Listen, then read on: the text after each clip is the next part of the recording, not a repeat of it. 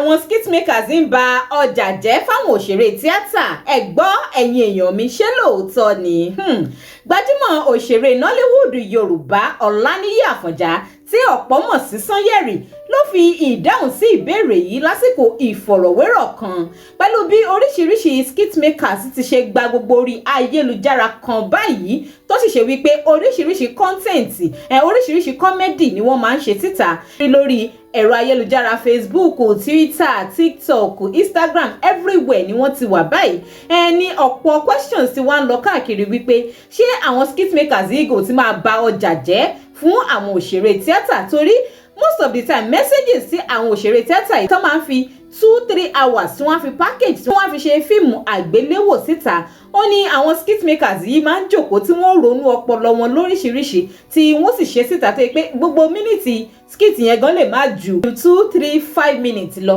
tí nǹkan tí wọ́n sì ń sọ message tí wọ́n ń gbìyànjú láti pass yóò sì yé ẹni tó bá wò ó yékéyéké tí skit makers ò ti wá máa fi style lé àwọn òṣèré tíátà wọlé báyìí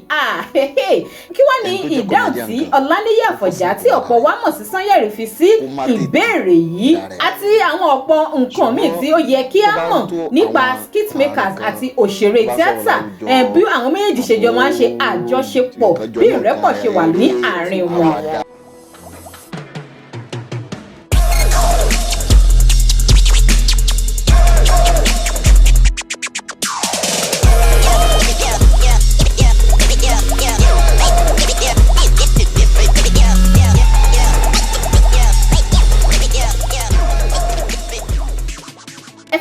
Sórí ìkànnì Digi Naija Television ẹ jọ̀ọ́ ẹ máa bá mi tẹ subscribe button tó wà lábẹ́ fídíò yìí tẹ́yin ò bá ti subscribe sí channel wa tẹ́lẹ̀ ẹ like ẹ comment kẹ́sì máa bá mi share ètò kó máa lọ káàkiri. Ọláníyì Àfọ̀njá tí ọ̀pọ̀ wa mọ̀ sí Sanyẹ̀rì ó fi ìdáhùn sí ìbéèrè ọ̀hún ó ní lóòótọ́ ni wípé skit makers wọ́n ń ba eré tíátà jẹ́ ó ní àmọ́ ìbáṣepọ̀ ìrẹ́pọ̀ tó dán mọ́rán ó ń bẹ láàrin àwọn méjèèjì ó ní nítorí ọ̀pọ̀ ìgbà gan ni àwọn skit makers yẹn ni wọ́n máa ń invite àwọn òṣèré tíátà láti wá bá wọn ṣiṣẹ́ pọ̀ eléyìí tó ṣe wípé iṣẹ́ kálukú ó ń lọ lọ́tọ̀ọ̀tọ̀ ní tí kan ò sì dín kan lọ́wọ́ ẹ wò fọ́nrán òun rèé ẹni tó jẹ́ comedian gan ó possible kó má dára ẹ̀ mọ̀ kó má tètè dára ẹ̀ mọ̀ ṣùgbọ́n tó bá ń tó àwọn àárín kan tó bá sọ̀rọ̀ láwùjọ àbò nǹkan jọmọ́ nǹkan eré àwàdà tí ẹ máa dá yàtọ̀ tó jẹ́ pé tó bá sọ̀rọ̀ ẹlòmíì arẹ́rìn aṣubú ẹlòmíì á mọmi omi á fẹ́ pa lórí yàwó pé ọmọ yìí bọ̀bọ̀ yìí máa ọmọ yìí fọ́ọ̀nì gan ó yẹ kó máa lọ bá wọn ṣe tíátà ni o àwọn èèyàn á ti máa ti tíátà sí láti gbà yẹn ipe bóyá o lè jẹ́ ọ̀nà tó máa fi jẹun ṣe mọ̀ pé gbogbo àwọn ọ̀pọ̀lọpọ̀ àwọn òbí wa nílé ẹ jẹ́ ká gbà pé gbogbo wọn kọ́ ni wọ́n ní àwọn òbí wa ni mo sọ ni wọ́n ní àǹfààní àti lọ léèwé àmọ́ wọ́n ka ọgbọ́n orí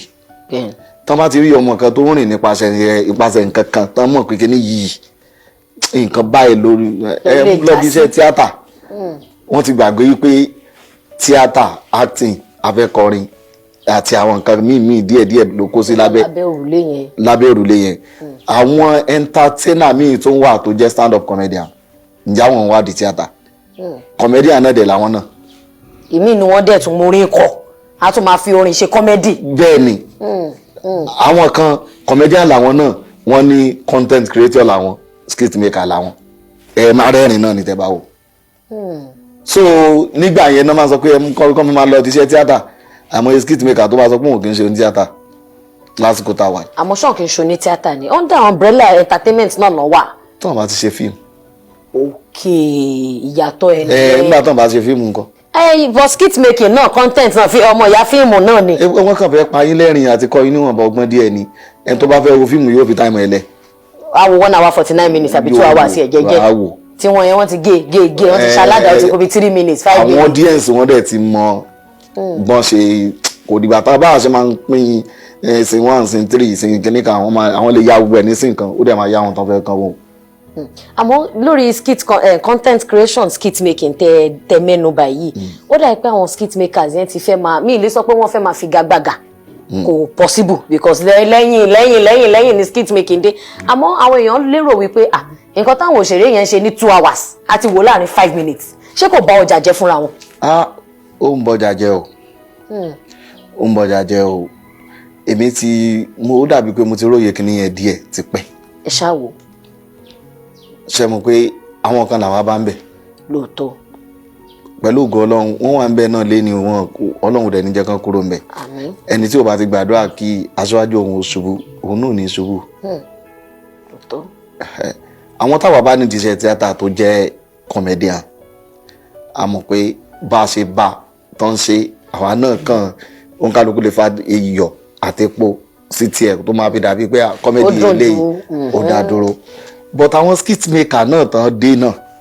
ìyẹn ò mí pé bóyá wọ́n ṣèkì àwọn tó jẹ́ comedian tó ní fíìmù because wọ́n máa ń feature wa wọ́n feature wa àwa náà lè feature wọn. ìyẹn ni pé wọ́n lè dá ṣe. wọ́n lè dá ṣe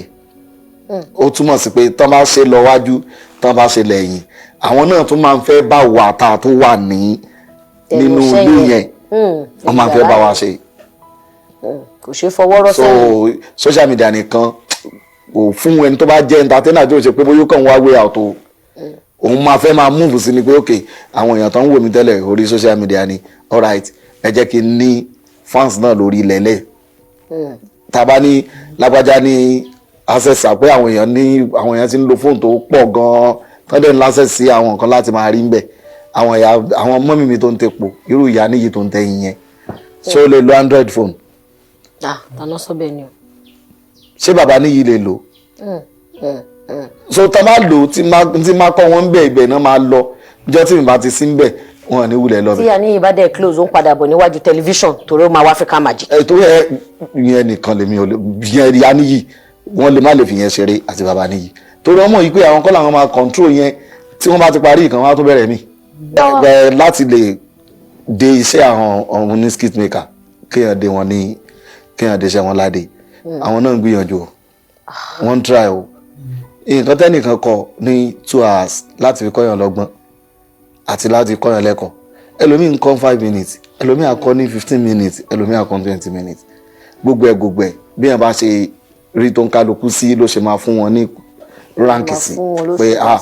ẹ̀yin ẹ gbìyànjú ẹ̀yin eléyìí ẹ̀yin lẹ ń gbìyànjú ó dáa mú pa gbogbo yín pọ̀ ẹ gbìyànjú gbogbo wa ń try ni Ọlọ́run ni kó gba ìgbìyànjú wa. àmín. èyí tó correct mẹ́ ni pé àtàná rí bẹ́ẹ̀ ni. bọ̀ kò ṣe iṣẹ́ iná títàn lè fi wọ industry. òun kọ́ la fi wọ bẹ́ẹ̀ o. káwọn èèyàn lè clear notion yẹn. láti lè clear ẹ̀ àwọn èèyàn sọ fún mi pé mo ní talent. that was then torí mi ò lè mọ̀ ó ní ló jẹ́ kí n sọ pé èèyàn lè ní talent kéèyàn máa mọ̀ kó jẹ́ pé àwọn èèyàn náà máa rí i pé kíní yìí ti ń pọ̀ kọjá ẹni yẹn dẹ̀ lè má tí ì tún bá ríra ẹ̀ náà tí wọ́n fi máa ti lọ pé bó ṣe máa lọ bá wọn kókó máa lọ bá wọn ṣe nǹkan báyìí. so mi ò èèyàn lè má rò bẹ́ẹ̀ kó kàn jẹ́ pé Ọlọ́run ló kàn máa dé èèyàn kan rí i pé ìrìn kọlọkọlọ débi tí wọ́n ti ń ṣe tíátà bẹ́ẹ̀ lọ̀rọ̀ mi ṣe rí ọ̀rẹ́ mi kan ló ní pé kí n wá lọ join mo dẹ̀ join ẹ̀. so a jẹ́ pé kò ń ṣe pé iná títàn lọ fi wọ tíátà wọ́n kọ̀ tán náà rí ń bẹ̀. nítorí wípé ká bá lè máa rí owó láti fi lè máa mú pé kò ní dàbí pé alọ̀dọ̀ bọ̀dá kan ẹ fún wa lówó afẹ́ lọ fi ṣe tíátà tán mọ́ tíátà bóyá máa yọwọ́ àbí kò yọwọ́ tán máa sọ̀rọ̀ sí wa lọ́dọ̀ àǹtí kan bọ́n sanwó factor wọ́n ṣàsanwó crew. àbí mo lè ní kíyà níyì mo wá kí n mú lóko tíátà wọ́n ní fún mi. láti ní dá yín lò. torí wọ́n máa wo pé ta ni rómù dẹ̀ táwọn fẹ́ fi wò ní wò pé ọlọ́run jáyé mi ọmọ mi ó dàbí ayé lágbájá.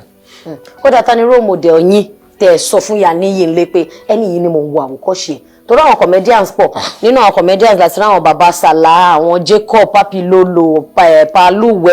baba Suwe of blessed memory Lanko ọmọọba Dubai èrò pọ̀ èwo lẹwà àwòkọ́ṣe wọn. gbogbo wọn ni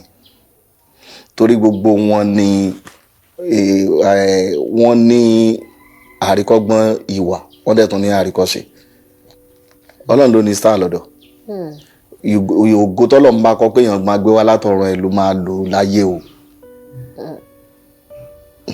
kò ṣe pé bóyá ẹnìkan orúkọ ẹ̀ pọ̀ orúkọ ẹnìkan kéré àmọ́ tó bá ti tí n bá ti lè rí ẹni rí pé ọ̀gá mi lẹ́ni lẹ́nu iṣẹ́ tí mò ń ṣe yìí tó dẹ̀ jáwádà náà ń ṣe tí n bá ti rí wọn màá kí wọn ẹ kúṣẹ́ tó bá dẹ̀ jẹ́ pé ní tí mi ò ní access sí ni màá kàn máa wò ó màá kàn wò náà ni àmọ́ ẹnìkan tí mo like tí mo dẹ̀ wo àwòkọ́ṣe wọn dáadáa